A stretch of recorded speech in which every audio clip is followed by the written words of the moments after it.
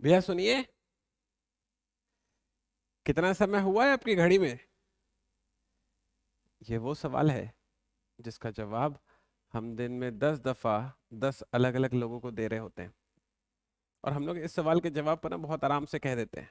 2:15 हो रहा है, 2:45 हो रहा है, 4:30 हो रहा है। हाँ, ये शब्द एकदम सही है, कोई गलती नहीं है। लेकिन मैं चाहता हूँ कि इन चीज़ों में भी आपका इम्प्रूवमेंट आए।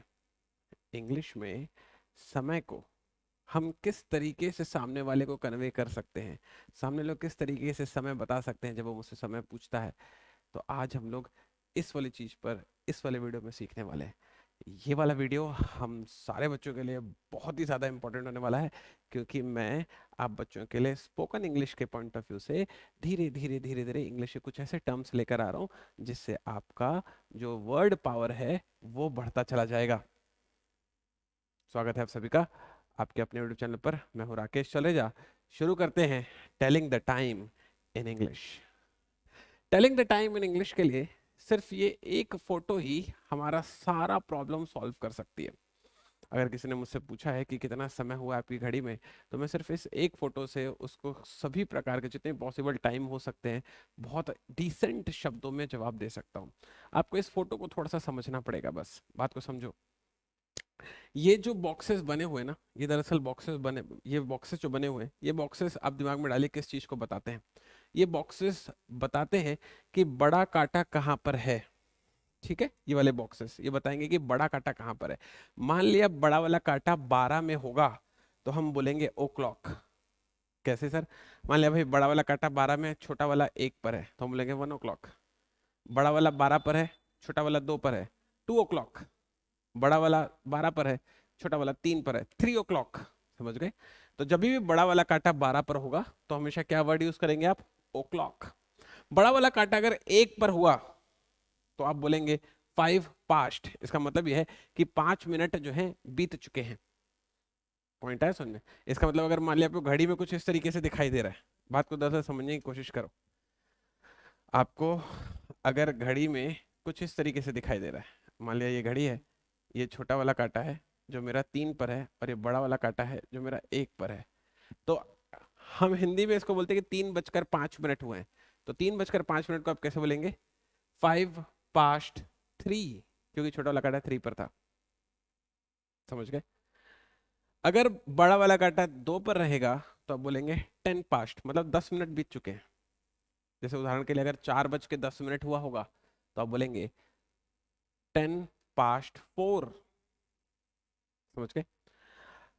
अगर बड़ा वाला कांटा 3 पर है तो आप कहेंगे क्वार्टर पास्ट। क्या कहेंगे अपन? Quarter past. ये रहा वो। ठीक है, मतलब अगर मान लिया उदाहरण के लिए कि 2:15 हो रहा है तो आप बोलेंगे क्वार्टर पास्ट 2। समझ गए? बड़ा वाला कांटा अगर 4 पर है, इसका मतलब 20 मिनट बीत चुके हैं, तो आप बोलेंगे उदाहरण के लिए अगर 5:20 हो रहा है तो 20 past 5। बड़ा वाला कांटा अगर 5 पर है, इसका मतलब कि 25 मिनट बीत चुके हैं। लेट्स उदाहरण के लिए 7:25 समय हो रहा है तो आप बोलेंगे 25 past 7। समझ गए? ये वाला एक हाफ कंप्लीट हो गया। किस तरीके से आपको आगे चलकर सभी को समय बताना है। और जब मान लिया बड़ा वाला कांटा 6 पर आएगा, मतलब कि एक आधा सर्कल पूरा बीत चुका, तो अपन उसको बोलेंगे हाफ पास्ट। ठीक है, जैसे मान लिया उदाहरण के लिए 6:30 बज रहा होगा, जब 6:30 बजेगा तब आप उसको इंग्लिश में कैसे बोलकर बताएंगे? आप बोलेंगे हाफ पास्ट 6। समझ गए? आइडिया क्लियर हुआ? अब यहां से थोड़ा सा चीजों पर ध्यान देना ज्यादा इंपॉर्टेंट है। ये वाली चीजों को थोड़ा सा ध्यान देना इंपॉर्टेंट है। मैं ये मान के चल रहा हूं कि ये वाला सर्कल आप सारे बच्चों को क्लियर हो चुका होगा। अब हम लोग इस वाले सर्कल पर थोड़ा सा सीखने की कोशिश करते हैं। समझना जरा। मान लिया बड़ा वाला कांटा 7 पर है। ठीक है, उदाहरण के लिए चलो घड़ी बना के दिखाता हूं आपको। उदाहरण के लिए ऐसा दिख रहा है घड़ी में, ताकि आप बहुत अच्छे तरीके से समझ सके, इसलिए फोटो बना के दिखा रहा हूं। मान लिया ऐसा दिख रहा है मुझे घड़ी में। ठीक, ऐसा दिख रहा है। ये है बड़ा वाला, छोटा वाला कांटा जो 5 पर है, बड़ा वाला कांटा जो है 7 पर है। तो मेरे हिसाब से इसमें 5:35 हो रहा है। ये जो समय है ये मेरे हिसाब से 5:35 का है। सॉरी, ये जो समय है ये दरअसल 5:35 का है। ठीक है, अब 5:35 मैं हिंदी में बोल लेता हूँ। अगर मेरे को इंग्लिश में बोलना है तो फिर मैं किस तरीके से बोलूंगा, समझना। दरअसल जो 5:35 है ना, इसका मतलब ये है बच्चे लोग कि 6 बजने में ना 25 मिनट बचा हुआ है। तो इंग्लिश में ना हम लोग थोड़ा सा घुमा कर बोलते हैं। कैसे घुमा कर बोलते हैं कि हम लोग 5:35 सीधा नहीं बोलते इंग्लिश में। हम लोग ये देखते हैं कि अगला घंटा होने में कितना समय बचा हुआ है। तो अगर बड़ा वाला कांटा 7 पर है, इसका मतलब कि अगला घंटा होने में 25 मिनट बचा हुआ है। एग्री करते हो? 5:35 का मतलब ये है कि 6 बजने में 25 मिनट बचा हुआ है। एक्सेप्टेड है? तो वो जो 25 मिनट बचा हुआ है अपन उसको कैसे बोलेंगे? 25 to। ठीक है, तो अगर मान लिया आपको 5:35 इंग्लिश में बोलना है तो आप बोलेंगे 25 to 6। समझो जरा मैंने क्या बोला। अगर आपको 5:35 इंग्लिश में बोलना है तब आप कैसे बोलेंगे? 25 to 6। यहां पर मैंने 5 नहीं बोला, आई बात समझ में? लेकिन अगर आपको मान लिया 5:25 अगर इंग्लिश में बोलना होता तो आप बोल रहे होते 25 past 5। फर्क समझो दोनों में। आप 5:25 कैसे बोलेंगे? 25 past 5। आप 5:35 कैसे बोलेंगे? 25 to 6। मस्त तरीका है ना एकदम, मानते हो? मैं चाहता हूं आपको ये लेवल अचीव करना है इंग्लिश में। स्पोकन इंग्लिश का ये पार्ट है। आपकी जो स्पोकन इंग्लिश है वो भी थोड़ी थोड़ी सी बेहतर होनी चाहिए। तो आई थॉट कि एक बढ़िया वाला सेशन आप बच्चों के पास लेकर आया जाए। इस वाले सेशन में आप आगे से इंग्लिश कंप्लीटली, आगे से टाइम कंप्लीटली इंग्लिश में बोलना स्टार्ट कर देंगे। ये मेरा प्रॉमिस है आपसे। पटाख से फिर से सुनते हैं। अगर बड़ा वाला कांटा 8 पर है, इसका मतलब अगला घंटा होने में 20 मिनट बचा होगा। तो मैं कैसे बोलूंगा? 22। ठीक है, अब किस चीज के लिए? उदाहरण के लिए चलो मान लेते हैं, लेट से कि 7:40 हो रहा है। ठीक है, लेट से कि 7:40 हो रहा है। अब अगर 7:40 हो रहा है तो 8 बजने में 20 मिनट बचा हुआ है, तो अब उसको कैसे बोलेंगे? 22 to 8। इस तरीके से पहली बात मान रहा हूं कि आपके जुबान पर एकदम फिक्स है कि भाई 7:40 हुआ है, तो सामने वाले को बोलो 7:40 हुआ है, खत्म हो गई बात। बात को समझो ना। बोलने को तो आप समय न भी बोलो उसको तभी वो जिंदा रह लेगा। लेकिन मैं चाहता हूं कि जब आप पढ़ाई कर रहे हैं, जब आप चीजों को सीख रहे हैं, तो फिर थोड़ा तो यार जो लोग सड़क पर चल रहे हैं उनसे हमारा डिफरेंस फील होना चाहिए ना। मतलब जो लोग सड़क पर चल रहे हैं वो लोग भी काम कर रहे हैं, वो लोग भी जो है अपने अपने चीजों को देख रहे हैं, आप भी काम करो अपनी अपनी चीजों को देख रहे हो, लेकिन उनमें और आप में फर्क क्या है? ये छोटी छोटी चीजों से तो डिफरेंस क्रिएट होगा ना, जिसको अपन कर्टसी बोलते हैं, है ना। मतलब मैं ये कहने की कोशिश कर रहा हूँ कि जब आप खाना खा रहे होते हैं और मान लिया आप किसी अच्छे, लेट से फॉर एग्जांपल 5 स्टार रेस्टोरेंट पे जाते हैं और वहां पर आप कांटा और छुरी से अगर चीज़ों को हैंडल करते हैं, खाना खाने की टेक्निक होती है ना। अगर आप कांटा छुरी से अगर चीज़ों को हैंडल कर रहे हैं, कट कर रहे हैं, और स्पून से या फोक से जो है उसको अपने मुंह पे ले रहे हैं, तो समझो कि मतलब एक आपका अलग ही लेवल दिखाई देगा।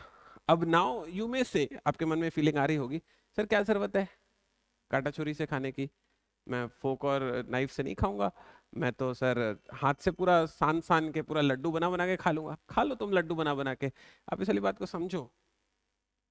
थोड़ा सा जो फर्क है ना वो हमको मेंटेन करके रखना है। इवन मैं तुमको ये भी बात बता रहा हूँ कि जब यूपीएससी एग्जाम बच्चे का निकलता है तो उसकी आईएएस के लिए जो ट्रेनिंग होती है, 6-8 महीने 1 साल की जो भी उसकी ट्रेनिंग चलती है, तो जब ऐसे आप अगर सीजीपीएससी का या कोई एग्जाम निकालोगे तो आपकी भी ट्रेनिंग चलेगी। तो जब आपकी ट्रेनिंग होगी तो उस वक्त आपको ना ये छोटे छोटे से मैनर्स सिखाए जाएंगे कि आपको किस तरीके से कुर्सी पर बैठना है, आपको किस तरीके से सामने वाले से बात करनी है, आपको किस तरीके से खाना खाना है। ये छोटी छोटी चीजें आपको सिखाई जाएंगी। तो आप जो है अगर मान लिया एक बड़े अधिकारी हैं, है ना, और आपका उठने बैठने का जो वे है वो एक जेंटलमैन की तरह नहीं है, हम्म, तो समझो कि भले ही आप बहुत ही ऊंची पोस्ट पर क्यों ना हो, लेकिन अगर थोड़ा सा जो हम लोग एक डिसेंट वे में अगर साउंड नहीं करते हैं तो सामने वाला भी उसी तरह से रिस्पेक्ट देगा ना अपने को। तो हल्का सा इन चीजों को भी हमको अपनी लाइफ में डालना है। ठीक है, मेरी बात मानता हूँ कि अगर 7:40 हो रहा है तो आप किसी को भी 7:40 हो रहा है बोलकर बता सकते हो, लेकिन अगर आप उसको बोलते हो इट इज 20 to 8, आपकी तरफ वो देखता ही रह जाएगा कि भाई क्या बोल गए आदमी। ठीक है, चलो फिर से सुनते हैं। मान लिया जब बड़ा वाला कांटा 9 पर होता है तब उसको बोलते हैं क्वार्टर टू। क्वार्टर टू इसलिए क्योंकि अभी अगला घंटा होने के लिए 15 मिनट बचा हुआ है। तो जैसे उदाहरण के लिए मान लिया कि भाई आपको बोलना है कि 8:45 हो रहे हैं, ठीक है, 9:45 हो रहे हैं, तो आप 8:45 नहीं बोलोगे आगे से, 9:45 नहीं बोलोगे आगे से, क्या बोलोगे? It is quarter to 10। इस तरीके से आगे बात समझ में? ठीक है, यहाँ तक आइडिया क्लियर है? चलो फिर से देखते हैं। मान लिया बड़ा वाला कांटा 10 पर है तो आप कैसे बोलोगे? 10 to, मतलब अगला वाला घंटा होने में 10 मिनट बचा हुआ है। जैसे मान लिया उदाहरण के लिए लेट से 8:50 हो रहा है, ठीक है, तो 8:50 आप कैसे बोलोगे? इट इज 10 to 9, ऐसा। ठीक है, 5 to, बड़ा वाला कट अगर 11 पर है, मतलब अगला वाला घंटा होने में 5 मिनट बचा हुआ है, लेट से उदाहरण के लिए 8:55 हो रहा है, तो 8:55 को आप कैसे बोलोगे? इट इज 5 to 9, ऐसा। और अगर बड़ा वाला कट्टा 12 में आ जाए तो भाई ओ क्लॉक यूज कर लेना, 9 o'clock। ठीक है, कंफर्टेबल है सारे बच्चे लोग?